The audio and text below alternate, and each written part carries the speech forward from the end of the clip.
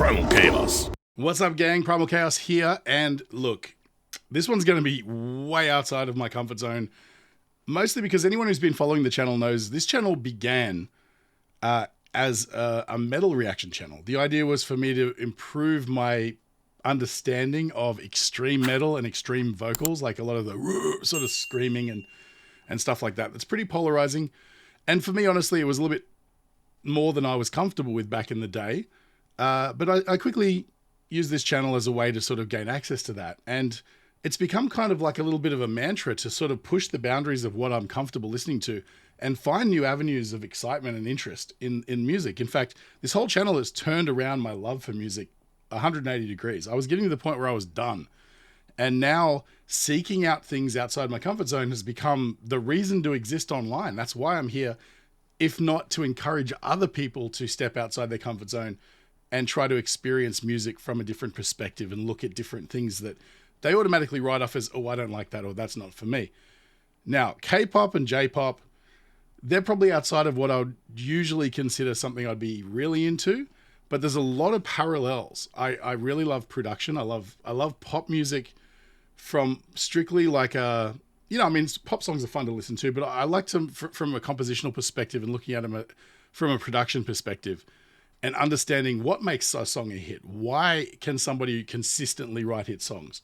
When everybody seems to think that's so easy, and yet this is like 10 people in the world who can consistently write top 10 hits. I've done some K-pop before.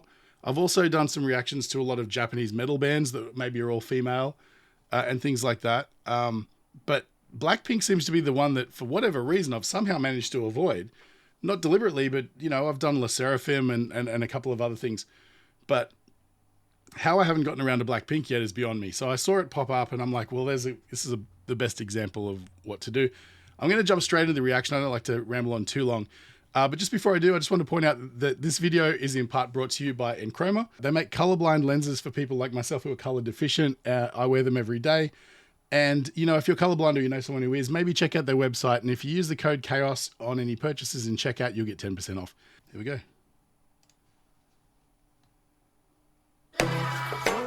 Oh, nice. Is that a koto? I think it's a koto. Oh. I can hear the production's already great.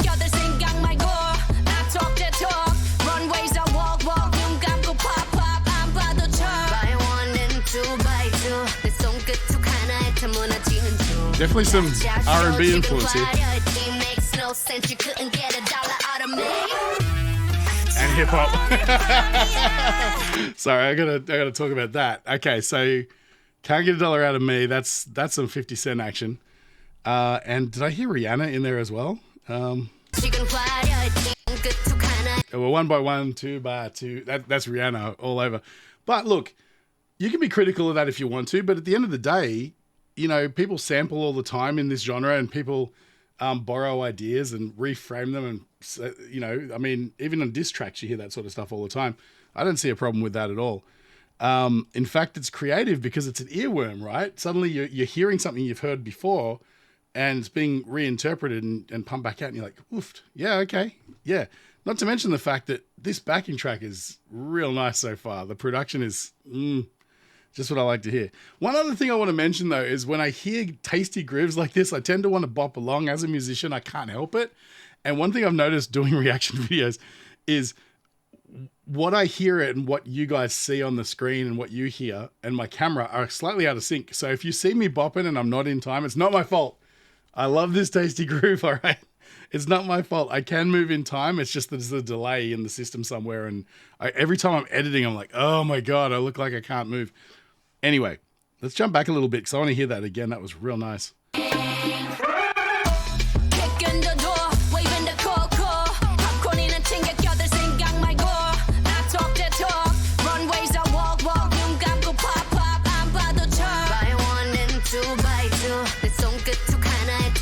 Two very different vocal styles so far. Very cool.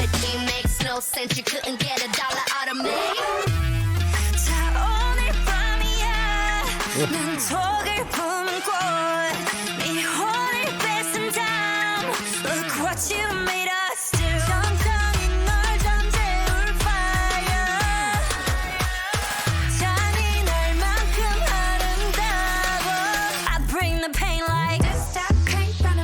Oh, I like that.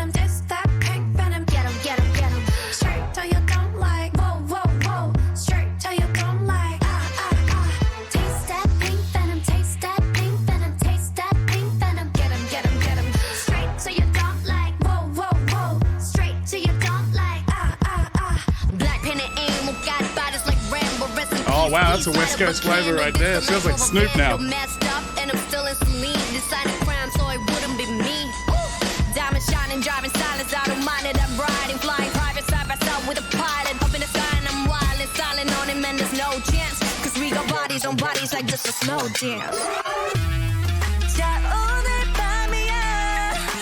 Okay, great. I love how they've come back to this theme.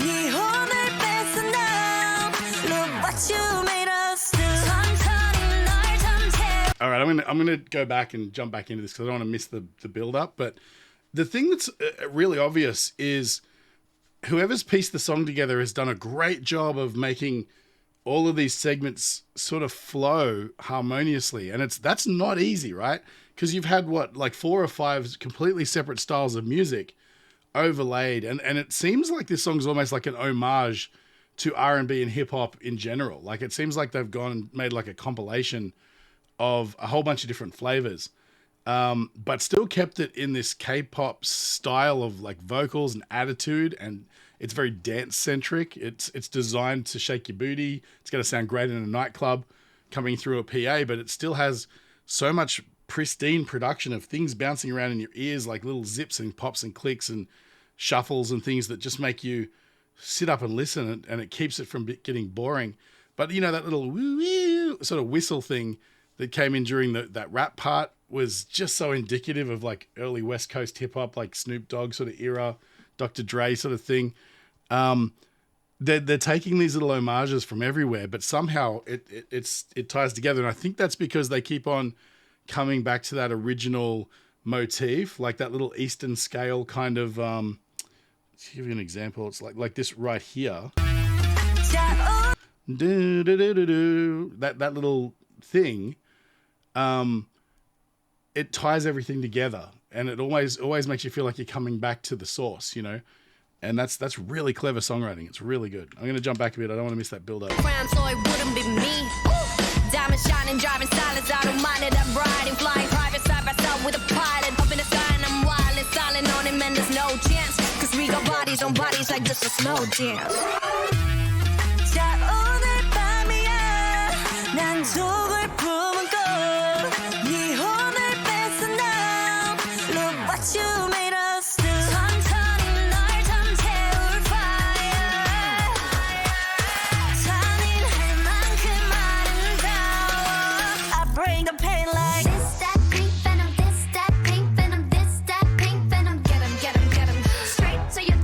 Wait, is one of these girls Australian? I seem to remember hearing, I don't know if it was these guys or some other K-pop act that has an Aussie in there. Yeah, because one of those girls looks a little bit, something about it just makes me think Australian. Style or something, I'm not sure. Yeah, that girl right there. Yeah. It's only because I've heard that, and maybe I'm just conflating things.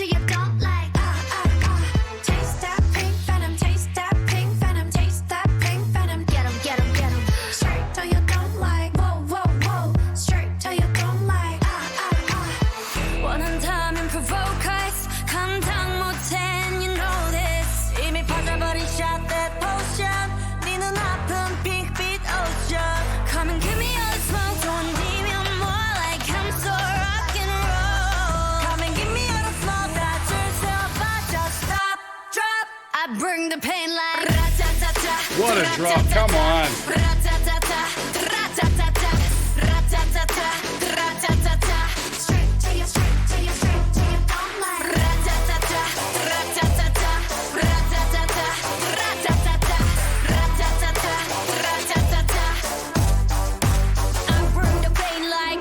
Man, this video must have cost him like $7. Of course, by that I mean this is a very expensive music video. Wow. Okay, listen. Now, every time I do a new artist, and obviously you guys know I have no idea what I'm talking about. I'm just reacting here. fill me in the comments. I really want to hear from you guys. I mean, I'm assuming a lot of you are going to be fans of BlackPink. Let me know who's who, what's going on. I'm a complete novice here, and the only way I get by on this channel is by asking you guys the question, what am I looking at? You know, who writes the songs? Who does the production? How is it all pieced together? Were they put together on a talent competition, or was it a record label thing? Did they form organically? I don't know any of this context, and I'd rather hear it from you guys than from looking up a wiki article or something like that. I don't think that really, as useful as a resource as that is, I think communicating with each other online in a positive way is far more useful and more important than Googling something. So let me know in the comments. I'm definitely a fan of the production. I'm a fan of their unique voices. I like how each of them has a style and an attitude that really complement each other. You know, like even just in the first two verses right there, you hear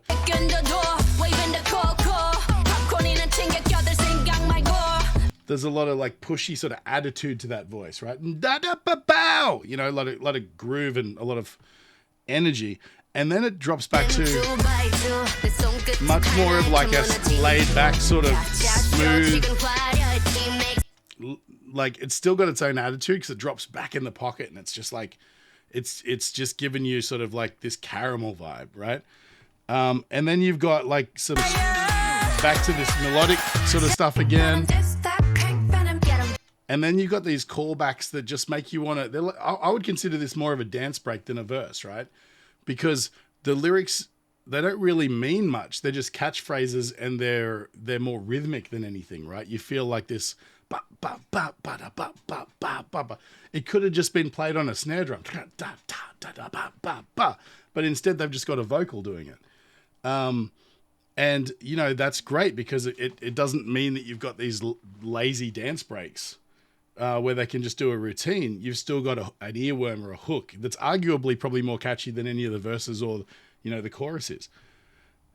They've catered for everything. Whoever put this track together, they chose the right people to perform it, and they just did a great job. So fill me in. I'd really love to know how this all comes to be. Yeah, and in fact, let me know what else I should look at too, because I know you can't get a real taste of an artist from just looking at one music video or one performance. I like to at least get 2 or 3 deep before I sort of move on. But yeah, I'm keen as, because these guys, this is the upper echelon of what this is. And the interesting thing is, I've been around long enough. I'm an old dude, right? I know that probably most of you would prefer to hear this from this kind of reaction from someone in the scene and someone who gets it, but this is the perspective of someone who's been around for many, many years. And it's crazy how much of what I'm hearing here is tied to stuff from like the late 80s, mostly mid 90s, and somewhat early 2000s as well, early to mid 2000s. There's sort of genre hopping, and this is pretty common in pop music. And I'm noticing it a lot from like Korea, South Korea and Japan as well. They tend to cherry pick the cool parts of, you know, of a genre, and then they take those pieces and they kind of make this amalgamation, and they reframe it in a way that's popular, like music for the current zeitgeist as well. But there's loads of callbacks. Like I can see, if you go back and listen to like Christina Aguilera's Stripped album or anything maybe prior to that, slightly prior to that, you hear a lot of the same motifs in the rhythms and the sounds that they're using. I think a lot of people who are producing music now, these are probably people in their 30s, early 30s, they grew up listening to early 2000s music as a kid. It influenced their choices. So they're going to seek out those sounds, right? The same thing happened in the 90s when everybody was doing boy bands, and they were ripping off 80s boy bands like New Kids on the Block and stuff like that. Then you get the Backstreet Boys. They take what's already been done, they reframe it for a modern audience, and they cherry pick all the best bits. And the funny thing is, you hear somebody like when Backstreet Boys were really killing it with their big production songs in this sort of ilk, you'd think back to the influences. You go, wow, New Kids on the Block. And then you think about those tracks in your mind, and then you go back and listen to them in reality, and all of what you remember about them is gone. It's like looking at old video games. You remember them being way better than they were, because the modernized production and stuff like that has reframed how you hear those sounds. But this has been a really cool journey. Honestly, I could talk about this for hours, but this is a reaction video and you guys are probably clicked off by now. Anyway, thanks for checking it out. I love hearing from you guys. I'd love to hear about it in the comments. Let me know what's going on. Thank you. If you feel like I've brightened your day at all, feel free to support the channel just by buying me a coffee. I'll leave a link in the description. Or, like, share, follow, subscribe. I'll be doing more of these, guys, so it makes sense to hit the bell, and you'll see more of this in the future, as well as a lot of other stuff. I encourage you to go check out, even if it's not my other reactions, maybe just check out some of the other music I've done, because my job here is to convince you that there's more out there than just what you're currently listening to. At least that's what I've discovered anyway. Thanks again. Check out Enchroma. I'll have an ad running after this. They're good dudes. And thanks again, guys. I'll catch you in the next one. Stay primal. Hey guys, this video is made possible by Enchroma. 1 in 6 guys and 1 in 200 women are colorblind, and if that happens to be you, there's something you can do about it. Click the link in the description, it'll take you to Enchroma's website where you can get a free eye test, and while you're there, maybe pick up some corrective lenses. They've got styles to suit everybody and a 60-day money-back guarantee, so you got really nothing to lose. And while you're there, use the code CHAOS in checkout to get 10% off. Tell them Primal Chaos sent you.